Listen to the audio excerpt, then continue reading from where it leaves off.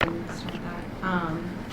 And if at any point in time you don't feel comfortable answering these questions, you have no obligation to. Okay. It's absolutely no problem. Mm-hmm. So I just want to throw that out there for you. Today's date is October 27, 2016. This is Amanda Tellep and Jordan Spivak interviewing Benjamin Dadson at Indiana University, Pennsylvania. Regarding our oral history project of IUP alum and experiences at IUP. So, would you be able to state and spell your name for the record? Benjamin, Benjamin, Dadson, Dadson. Thank you. All right, and what's your date of birth? 6/18/69. That definitely And tells my age, doesn't sorry, so bad. So we'll start with some really hard ones. Okay. Where are you from? So I'm originally from Ghana, West Africa. Wow, okay. Any more on that? Nope. All right. And what was your family like? My family like or life? Either Like. or. Or what is my family like? As in my parents or my family? Yeah. Okay, so really from Ghana, West Africa. Family like my dad was a certified public accountant, a CPA. My mom was a housewife. My dad spent a lot of his time working in the public sector. He used to be the treasurer for Ghana when I was young, and then moved on to work with the United Nations. So family life, we're a very close-knit family. I have three brothers, one sister. My oldest brother is back home living in Ghana right now, but he did finish his education in London. Wow. My sister is in Chicago. He works for the federal government. My other brother is in Minnesota, works for an insurance company, and my other brother still lives in London. Very spread out. Yes. Do you speak with them often? Yes, I do. Mm-hmm. It's today's technology. It's not hard, right? Yeah. So what was it like growing up in Ghana? What was it like growing up in Ghana? A lot of fun. I had a lot of fun growing up in Ghana. I really didn't spend too much time in Ghana. I left Ghana when I was 9 years old. Lived in London for a good part of my teen years. But I did go to a boarding school, during my elementary days, but it was a boys' boarding school that I went to. Which really, I know sometimes it's hard when, kids leave home to go to college because they're leaving their parents. Mm-hmm. I left my parents to go to a boarding school about 2 hours away from where we lived in Ghana when I was young, when I was real little. So, for me to actually travel without my parents wasn't an issue for me at all. So if anything at all, living back home and that experience is really giving me that ability to cope no matter where I go to, because my parents, I did have to live by myself and deal with things by myself, without my parents when I was little. Did your siblings also go to boarding schools? Yes, they all did.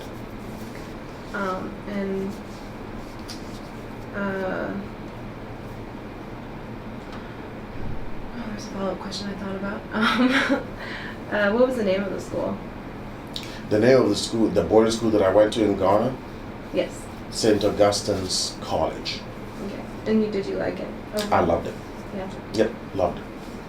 But I only had opportunity to just do 2 years there, and then we left. Yeah.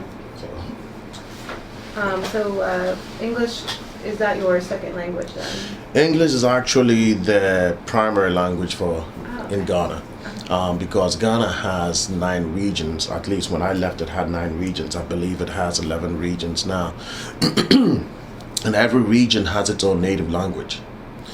So you can actually travel from the central region to the northern region or to the eastern region, and the language is different. The native language is different, and in some cases the language itself can be the same, but then the dialect is different. So the way they pronounce a word, could be pronounced different, but it's the same spelling. So giving the regions, the dialects within the country, and also I believe it's probably because Ghana was a British colony. It was a British colony back in the day. So, English has been our primary language from the get-go. Right. Yep. So then you said you went to London.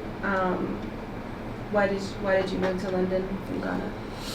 Moved to London from Ghana because my dad actually took on a position for the Commonwealth. And so that's why we moved to London. My older brother was already there attending school. And so we moved to London. I moved with my parents and my other brother in London as well. Not everybody moved because some of my sisters stayed back. My other brother in Minnesota stayed back. So it would have just been two boys, and my oldest that was already attending school there. Okay. Was that like a common experience among your family, like to move around a lot? And did you know of other families that did similar things? It's not. No, it wasn't. It wasn't common. It wasn't common. And I'm probably I'm gonna compare common as like an army family where they move around a lot because they're always being posted into different countries. No, it wasn't. It wasn't common for us. What was common for us was in the summertime, we always traveled abroad. So when we were in Ghana, when I was little in the summertime, part of our time off was to either travel to London or travel to the US or travel to France or, those other countries. But to actually just uproot and go and, stay in another country wasn't common for our family. But it was just the business that my dad was in. He just got into, he was hired by the Commonwealth, and so we moved on to London. I was going to ask a question about your childhood, but I feel like we covered a lot of that. So just a few more questions about that. So you liked traveling a lot then? Yes, I do. I still do love traveling a lot. Yeah. Yeah, I did a lot of traveling. It sounds like it. So had you been then to the United States a lot before moving here as well? Yes, I had been here a lot before moving here because when my dad left London and went on to work for United Nations. So he was based out of Geneva in Switzerland. So we lived in Switzerland as well. And we used to come to the U.S. every now and then because my older sister actually went to IUP. Oh, okay. Yep. So between trips here and there to visit, and then finally when I was ready to go to college, I came to IUP. So what were your goals as a teenager, like for coming to the United States or London? Or? Career goals, life goals. So, I hope we have time. Oh yeah, we have time. Do you have time? I have time. Okay, good. We have all the time. Okay. So career goals, life goals. Because of all the traveling that we did, and it goes back to we're talking about the 80s, early 80s. Okay, early 80s, I did a lot of traveling. Did some traveling in the 90s, but my traveling involved flying. Everywhere I had to go, I had to fly. And given that my dad was a diplomat because he was with the United Nations, flying wasn't a regular, go to the airport, stand in line. When we flew, we never got to the airport till about 20 minutes before the plane took off. We never went through security. Okay. We always got on the plane first before all the rest of the passengers got on. So what I'm leading to is that because of that, I was able to request to go and sit in the cockpit. So a lot of my flight time, before 9/11, when all these security were put in place, I could sit in the cockpit and during flights, you know, and so that inspired me to become a pilot. Okay. You know, so what I wanted to do was become a commercial pilot. So came to IUP. My sister was already attending IUP. I was actually supposed to go to Embry-Riddle Aeronautical University in Daytona Beach, Florida. Okay. That's where I was supposed to go to for college. But my sister decided, well, Bennett's coming to the U.S. to stay by himself for the first time. Let's have him come to IUP first, and then he can go to Florida. You know, so that whole idea was next. Came to IUP, majored in physics pre-engineering. Wow. Totally hated it. Okay, totally hated it. Got F's because I hated it. So after the first year, I had F's. My dad was like, "What's going on?" I said, "I don't like it. It's not what I want to do." So we have a good family member that teaches in the computer science department. So he decided, we were talking and he decided, he's like, "Ben, why don't you try computer science? You may like computer science." I'm like, "Okay, I'll take it. I'll try computer science, but I still want to fly." So my dad convinced me to take on computer science and also take on flying lessons. So I started my flying lessons at Jimmy Stewart Airport right here in Indiana County whilst I was starting off my computer science trip to see whether I would like that. I got my private pilot's license and then quickly caught on that, you have to actually gain a lot of hours to become a commercial pilot. And if I had gone to Embry-Riddle, I would have had those hours because that's what they do. They train pilots to become commercial pilots. So you either get a pilot that is coming out of a trained university, or you get a pilot that is coming out of the Air Force, a retired fighter jet pilot. Usually the pilots that you see in commercial planes or pilots that are trained, So for me, coming out of Jimmy Stewart Airport, it was more like, okay, you have about another $150,000 to buy yourself a plane, and then you can fly as many hours that you want, to get the experience. So I quickly, it was like the real life kind of opened up real quick, So really, I did that.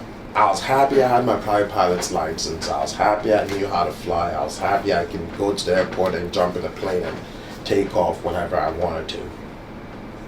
But then again, real life. So what's next? So took on computer science. Graduated. I actually majored in computer science and minored in math. Graduated from IUP. Whilst I was in college, I actually worked as a student worker for the computer science department, for the IT department. It's like the names have changed like 6 times since then. Okay. Graduated. Just before I graduated, I was actually working for the Dean of Humanities and Social Sciences, which is a college you're in, history. So just about a year before I graduated, I was working for Dr. Brenda Carter, who was a dean. And when I graduated, she called me 2 weeks after that and said, "Ben, I have a position for you." So I came back 2 weeks after I graduated at IUP, took on this position as an IT manager in the college, helping out the dean's office with all IT stuff. At that time, it was like Excel and PowerPoint, and it was like a big deal. People didn't know how to use all the stuff in Excel and databases and all that, and I knew how to do that. So it was a great opportunity for me.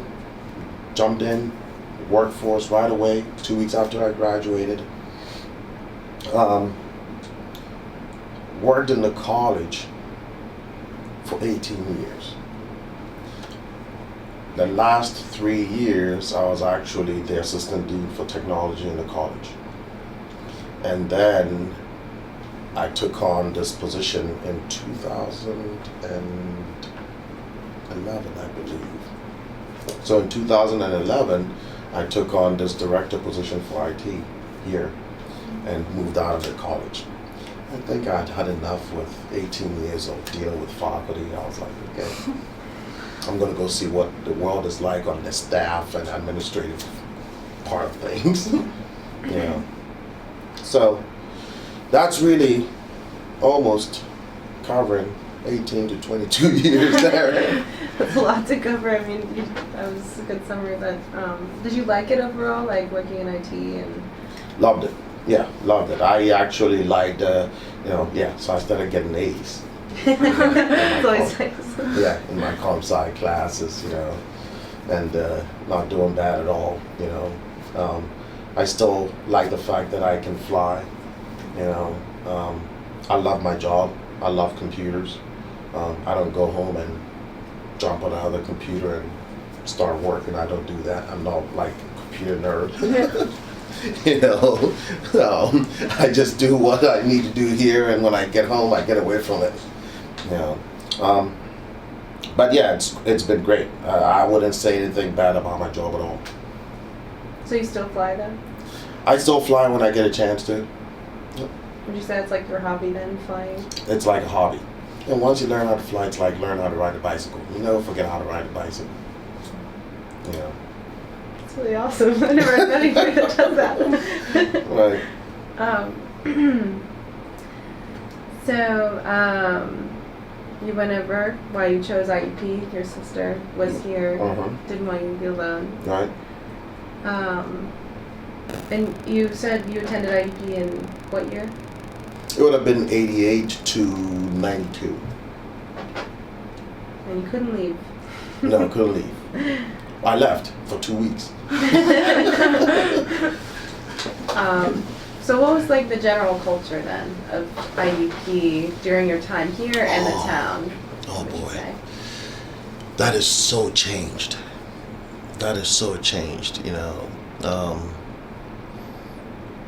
It's, and I guess for me, things are a little bit different with me as a black person in Indiana County between 1988 and 92. One, because you need to understand my background and my culture, and so for me, I made a lot of friends. I never had an issue with people discriminating. One, because I was able to let these folks know. I'm trying to figure out how to explain it, but I because of my background, I traveled a lot. I met a lot of people. I've been around a lot of culture. So it wasn't a culture shock for me here. I have a lot of friends in the county. Actually have way too many people who know me and I don't even know them. But so let's talk about the town a little bit. During that time, you have to remember when I was actually in college, my dad was a diplomat. So when I was in college, I actually had diplomatic immunity. I got to know law enforcement officers because they knew I had diplomatic immunity, because I would drive fast. Fast driving. But they couldn't give me a ticket, so, so one of the things that was nice about that was, I got to know a lot of law enforcement officers because they knew, there's Benjamin, don't even bother, I never made any enemies. And then, getting into computer science also helped because in 1995, so I graduated 2 weeks after I left, 1995, a very good friend of mine who was a state trooper at that time, he's actually retired now, he just retired a few months ago.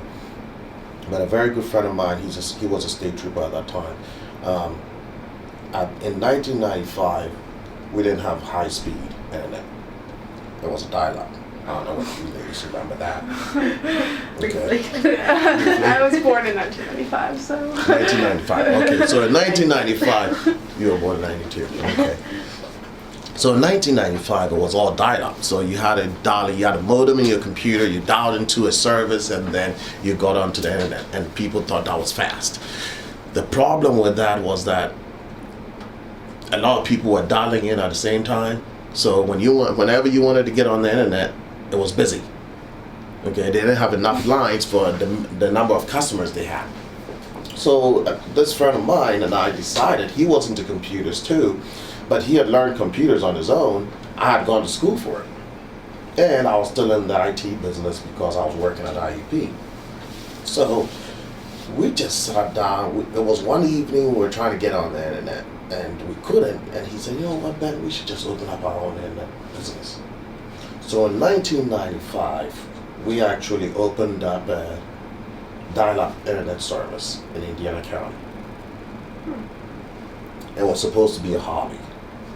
It took off, ended up with like 5,000 customers and growing. And in 2000, in the year 2000, it became way too much. And you know, what it was really a hobby, something that we could get on the internet ourselves when we wanted to. You know, at that time it didn't take much to open up a service like that. Of course, him and I did everything. You know, we didn't have any workers. We did everything ourselves. And in 2000, it was getting to the point where we had to hire, you know, people to help us out. And we were like, you know what? This was supposed to be a hobby. Besides, it was just creeping into the time where high speed was going to be developed and coming out. So we sold that whole business to the Gazette. We sold it to the Indiana Gazette and left that business. And so through having owned an internet service in Indiana County, I knew a lot of people. You know, I knew a lot of people, like I say, but people know I exist and I haven't even met them. Okay. So, and I made a lot of friends. You know, right from judges to all the way down to, I don't know, whoever you could think of. But, you know, I have friends in every arena. A lot of the restaurants in town, all the owners, I know them, very good friends. It was a great time. You know, now, but like I said, not every black person can actually tell you that same story. You know, because you have your career ambitions and your personality helps in developing the story I'm telling you. You know, and for me, you know, again, because of the culture difference, because of the different cultures that I've been into, because of the upbringing that my family instilled in me, because of the fact that everybody in my family is educated, you know, either master's degree or more, helps. And also the fact that you have parents, whether a mother or just a father. You know, my father wasn't around much because he was always working. My mother was around a lot. But when my mother always said, well, I'm going to tell your dad, even though he wasn't around much, you were like, oh, okay, let's get this resolved before she tells my dad. You know, but, you know, those values were instilled in you. And they weren't instilling it in me so that I would be scared of them, but more of to use those values to lead my own life, you know, down the road. You know, now of course, yeah, I made mistakes, but you learn from them and you move on and hope you don't make those mistakes again. Mistakes are actually not a bad thing, at least in my eyes. It's not a bad thing because it allows you to understand that as a human being, you can make this mistake, but how do you recover from it? You know, I've always told, I have 3 girls, and I've always told them that you know, making a mistake is not a bad thing. What is bad is how well, what actually makes you a good person is how well you're able to recover from that mistake. You know, so. So you kind of had that kind of, how do you describe it, like avoidance kind of tactic, or because you had like a really great background with, you know, experience with all these different people, it gave you kind of an advantage in Indiana, would you say? I would say that, yep. So were you involved in any sports or fraternities while at IUP? KDR, Copper Delta Road. I was a KDR. Are they still here? And They just came back, actually. They just came back. They had some issues a few years back, probably about 8 or 10 years back, and that fraternity was banned from campus. But I know some kids just put together. They're coming back, and I know they came to see me because they need an advisor. They need a fraternity advisor. So. are you going to So be their advisor? That's my next job. Oh, wow, okay. Yep. Did you like being in a fraternity? Like, did it keep you busy, and what was it? Fun. It was just fun. Lots of fun. Not gonna go into that. Alright. Fair enough. So did you have any other extracurricular activities that you did on campus? You know what? So, I was in a fraternity. I graduated. I was a staff member of IUP, and so I became the advisor to the KDR fraternity when I became a staff member. You know, and that was about the only thing that I did. You know, I was young, having fun. Don't take on too many responsibilities. You know, just stick with the basics. And so, I don't know, I can't remember what else I did on campus. But I know through my job I made a lot of people happy. So. And the business that you ran, was that was after you graduated, or? That was after I graduated. Okay. Mm-hmm. So who did you like typically hang out with? No. Then. If you want to talk about now too. Who did I typically hang out with? Then, you know, when I had the business, it was my partner and I hanging out a lot because we were almost working. You know, work at IUP, get off at 4:30, have dinner, and then go over to the house because we actually built that whole business out of his home. You know, so we would go there and just make sure things were working, and we would just hang out, go to the bars uptown every now and then. Nothing really. And in between all that, I managed to actually get a DJ gig at the old Holiday Inn. Maybe the most interesting. Yeah, in between all that, managed to get a DJ gig at the Holiday Inn, and also, yeah, this was actually during my college days. Had a DJ gig at the Holiday Inn, and during my college days, when I was actually a work-study student here at IUP, working in the IT department, I was also working at Sears. So worked at a Sears department store at a mall as a maintenance person. And really the only reason why I did that was because Sears was actually implementing a new card swipe system, and the maintenance manager had no clue because, like I said, at that time it was technology was just coming out, and instead of having the card stamps that would stamp your clock in and clock out, you know, you go to have you ever been to a company and they have this big thing sitting on the wall, and you take a card and put it in there, and it kind of puts in your time, stamps your time that you want in. They were getting rid of that, and they were going to issue a card, like an iCard, to every employee. and then they would come in and swipe, and that information would then transmit to Chicago, where the main office is. So one of the first department stores I did send the equipment to was this one here, and the manager there had no clue. He knew how to run network cables, and that was it. He had no clue how to get it all working. So I got involved in that, and then I started working there, and I helped them do that whole thing. And then from there, they sent me over to the Cranberry store in Pittsburgh to help them implement that. And then I left. Sounds like you have a good advantage with your background, like with the computer science. Really got you some good opportunities. So did you mostly live on or off campus? Lived on campus my first year, and then off campus after that. And did they have a house? KDR or? KDR had a house. Yeah, it was right across from 7th Street Sheets. Okay.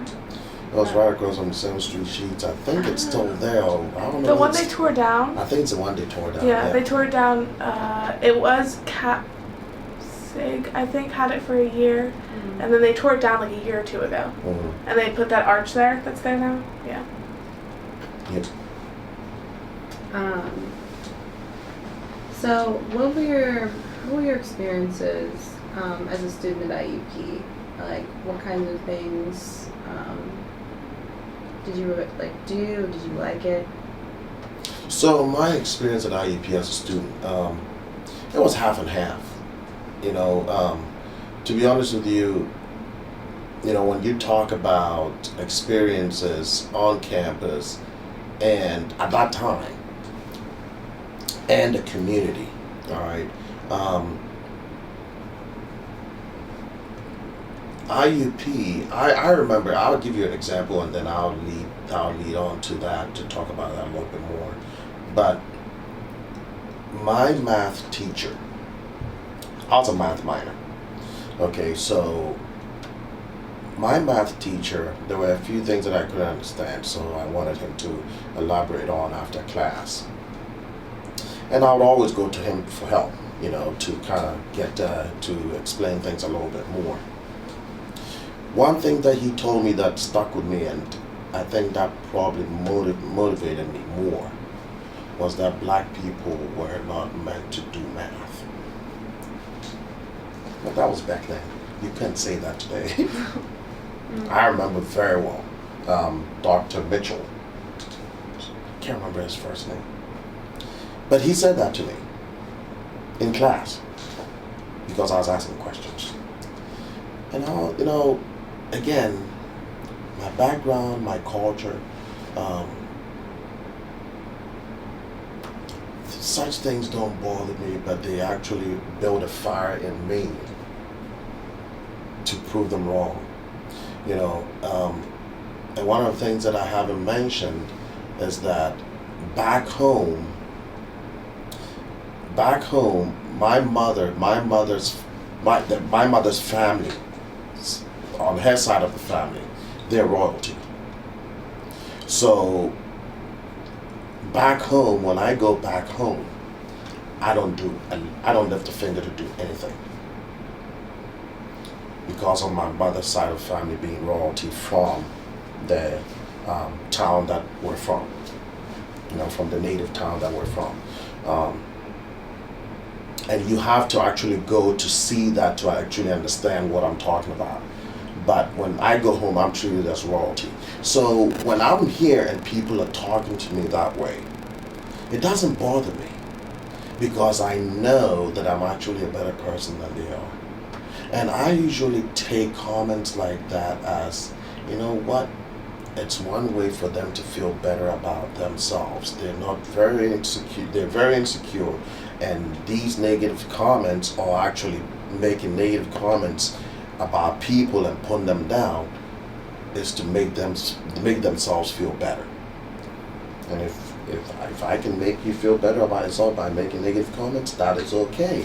And so I don't really take it to heart, but it actually builds a fire in me for me to actually prove myself that I can do things. Not to prove to them, but to prove to myself that I can do things better than what they think I can do.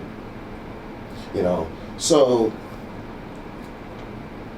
those, I had such experiences. Back then, at that time, there were more Black Americans that were actually more prejudiced against Africans than whites. And again, it never bothered me at all, because as far as I was concerned, I knew where I was from. I knew what my background was like. I knew what I had. I didn't even need to work when I was in college. I didn't need to. I had diplomatic immunity. The United Nations was paying for everything. I could have just partied and, drank every day, had big parties, get caught up in, law enforcement always after you, and, but I didn't do that. I looked at it as my father had provided an opportunity for me to make something out of myself. And as far as he was able to provide that opportunity, I was going to take advantage of it. And if he gave me the opportunity to come to college in the U.S., why not take advantage of it? Why waste that time? Wow. That's incredible. That's all I can say.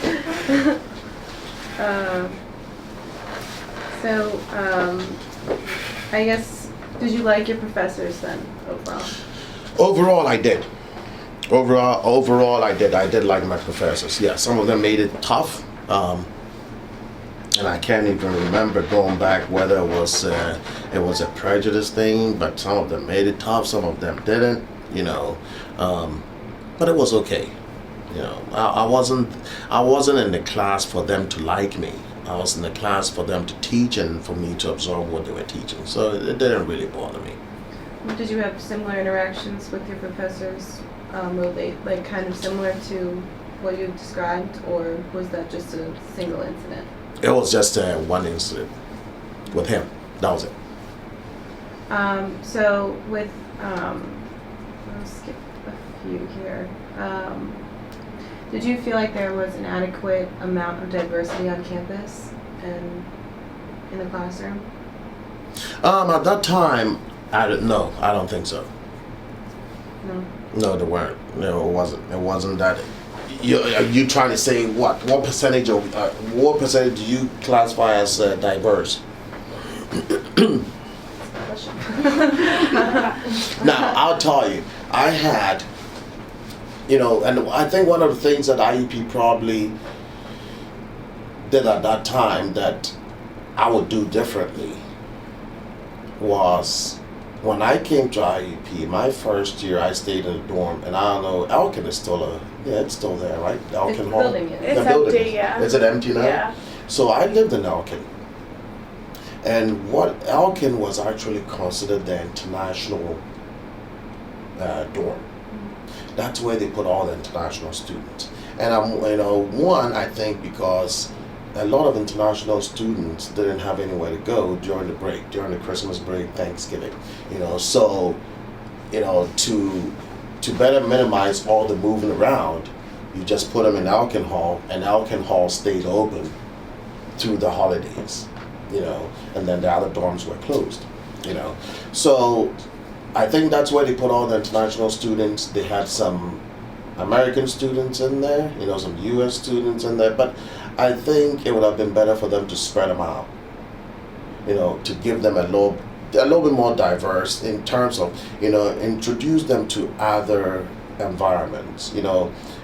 Most of the time, international students probably share the same culture if they're coming from a third world country, or, I know I share a lot of the same cultural experience as my very good friend that owns, Lenny owns Romeo's. He's from Turkey. Okay, him and I are actually going to have dinner tonight, but we share the same cultural experience. We share the same heartbreaking. We share the same, kind of upbringing for our kids. You know, we're both as strict as, and it's because of our upbringing. So, you know, so what I'm trying to say is that if you have all these international students in a dorm, you're really not introducing diversity, because they all probably share about the same culture experience. But put them into other areas where the other students, where the student from this country can then get to know their culture. That's what happened at that time, but I think you're doing a good job now this time around.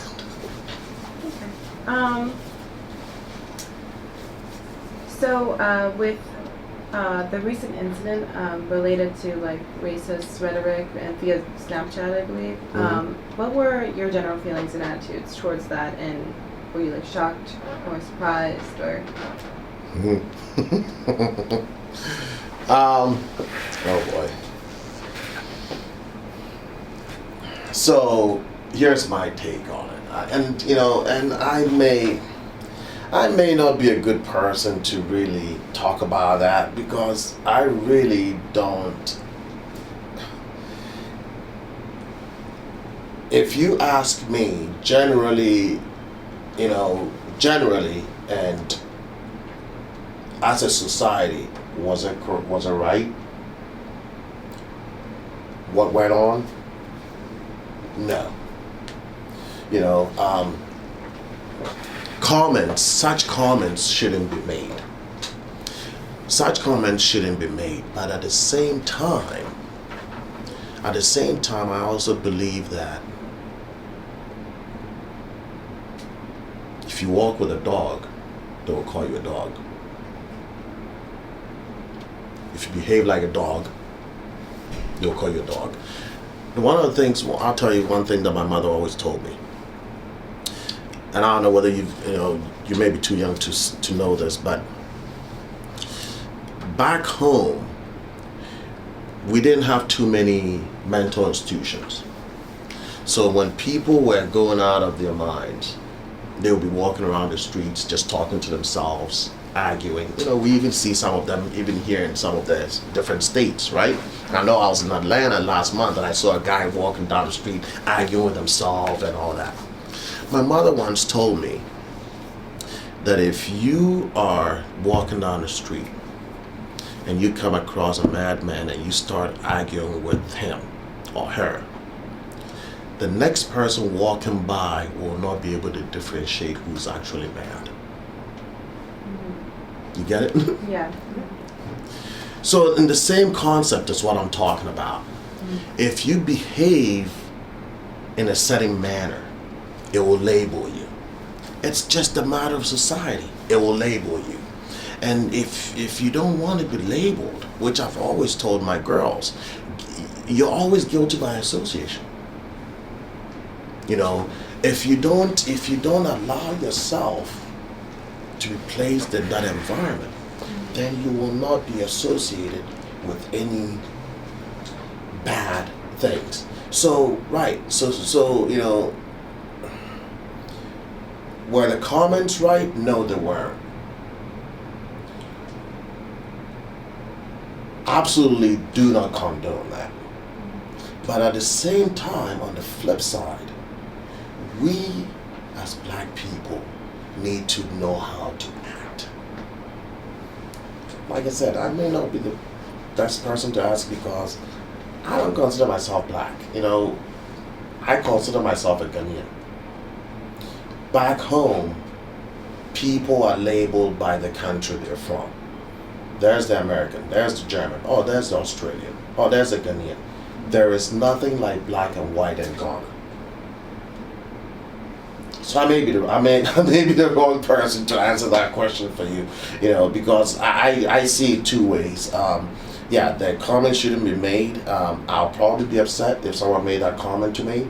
Especially, I'll be upset not because of the comment itself, because I don't behave like that for you to call me that.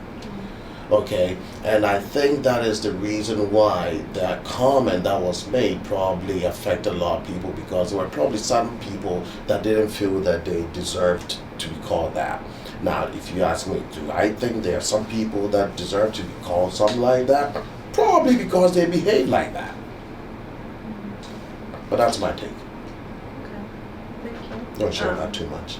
I know that was like a really loaded question. I apologize. Well, do you think the school's response was? Were you satisfied with the school's response? Yes, I was. Yeah, you thought that was appropriate. I think that was appropriate. Yep. So, as a faculty member and alumni, or like Mhm. IT Staff.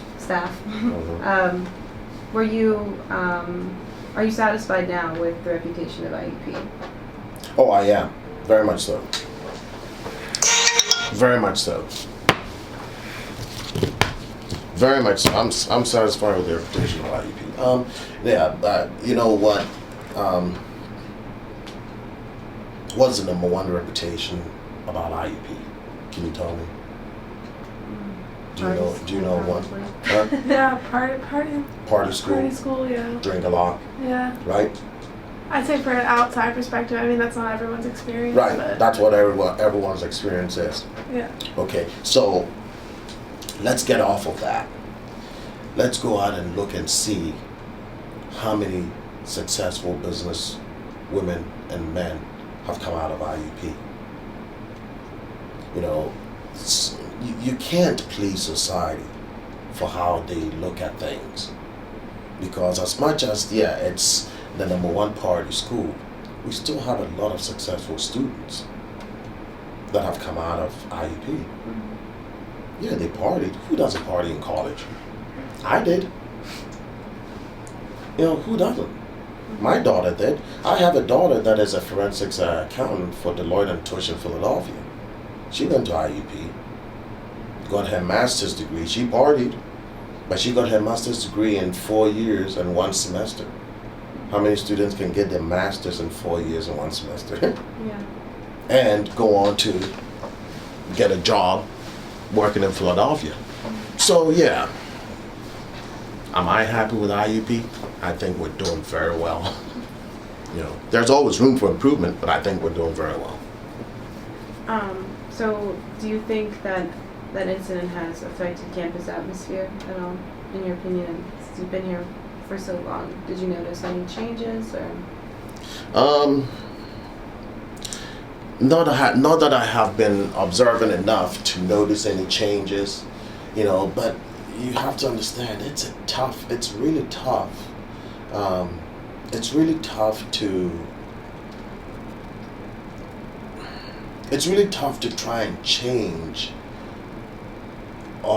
people's minds on situations like that. You know, because as much as the school is trying to come up with programs and meetings and gatherings to try and, you know, educate people, or at least let people know that they're doing something about it and try and get people's feelings about, you know, what has happened and have them express their feelings. No matter how much you try and mend that, these students go home for about a month and come back. And it's the same old thing again, you know. So it's a tough situation for the administration to be able to handle it. But I think they're doing a great job. They're doing I think they're doing a very great job trying to handle that. In terms of the atmosphere, whether have I observed a difference? No. I'm usually hiding in my office anyway.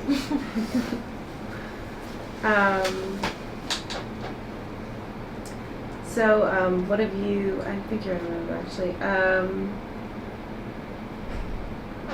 what would you say to someone who has been a victim of discrimination at IEP? It would be a shame. It would be a real shame that they were a victim. But I think one of my things, it wouldn't be more of saying to them, but more of having them talk to someone about it. Having them talk to someone about it, so that they can express how they feel. What upset them about the whole situation. Being a victim of discrimination can be in so many ways. It can be in so many ways, and for me, I guess I'm too old, and I have all my old school ideas, but in today's world, for starters, we need to talk more. We need to express our feelings more and not hold it in. The person that is actually victimizing someone probably doesn't even know that they're doing it. They don't even know that some of the things that they said is a problem. In some cases they do, but in some cases they don't. The victim, definitely talk to someone, express your feelings, talk to someone and find out why are you upset about this? What made you upset about what happened? And then, continue to work it out, and I guess see how best you can help that person. That's what I'll do. I'll take the person under my wing and help them. What happened? How can I help you? It's a shame that it happened, but let's talk about it and let's see how I can help you overcome that hurdle. Okay.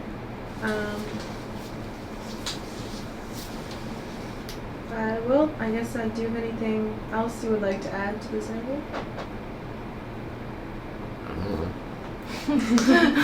Like a really open-ended question. Right. No, I think we've covered everything. I usually don't talk about my lifelong experiences unless I'm asked, because I've gone through a whole lot of it. So until someone comes up with a question, I actually don't even remember. So usually people say, well, can you tell me how you ended up at IUP? I'm like, oh, you have like 3 hours? No, there isn't anything. I actually, in terms of, IUP is a great school. It's a great place for employment. The town itself is a great place as well. Indiana County, the county is good. There are certain things that, the community needs to work out, but overall it doesn't make it a showstopper for a student to come to IUP. And the world keeps on evolving, so the county and the school needs to continue to change with times. I think, for me, I think that community is probably stuck in a few years behind an IUP, because you have students that are coming in. You have students that are coming in using technology. Even with myself, I have to keep up with technology so I can keep up with what students that are coming in are doing. I have to advise our administration as to how some recruitment tactics that they need to use. The good old way of recruiting students 10 years ago doesn't work with recruiting a student this time around, because that student that is coming out of high school is very, they're all about technology. People, I still get bills in an envelope and I'm like, oh my God, what are these people doing? Let's go online. You know what I mean? So it's just a matter of evolving. The school is doing a good job evolving. The community needs to as well. But overall, I don't think we're doing a bad job at all. I think we're doing very well. What do you think the community could do better, specifically? I personally think that the community needs to start with their law enforcement and their rules. The law enforcement's rules It's like a moving target. And this is my opinion. You know, if you cannot, students are going to be students. I partied. I know I probably experienced a couple of times when I walked home tipsy. Okay, stumbling a little bit, not falling and crack my head open, but you know, situations like that. But we cannot, you know, the law enforcement agency really needs to reevaluate their priorities and how they're going to interact with the university, especially with the students. You know, you cannot you cannot continue to have the university tell the students, you know, be safe when you're out there because you know they're going to go, you know students are going to go out and have a good time. I know that. But what we can do is we can tell you guys, you know, whilst doing it, be safe with it. So students go out, they walk uptown, they drink and they're walking home and they stumble and you give them a citation for drinking. I don't agree with that. I think a relationship is built with trust. Every relationship is built with trust. And until there's that trust between the law enforcement agency and the university students, I don't think that the relationship will get any better. I don't care what anybody says. And I know a few folks that are on the law enforcement and the bar. You know, I know some of them. Am I a big fan of them? No, but they're my friends. You know, but I'm not a big fan of how they approach things. If I were to go in there, I'd do things a whole lot different. You know, I think the university. I think the students probably have a better relationship coming across a state trooper, a state police, than a bar police officer. You know, that's a lot that needs change there. There's a whole lot that needs change there, and I know it. I think that could be applied to like every community, honestly. The Yeah. relationships. I think that could be like applied to like many communities, you know, across the board. Right. In Vienna. Or Right. something. Right. Well, but you do honestly, Amanda. If you go to some other universities, you will find out that the relationship with their local law enforcement is actually different than what we have here. You know, and I travel a lot, and I go to other universities, do presentations. I'm actually going to Trinidad in about 2 weeks to do a security presentation. But it's different. You know, they enforce the rules, but they also enforce the rules in a way, you know, in a way that it keeps the kids safe.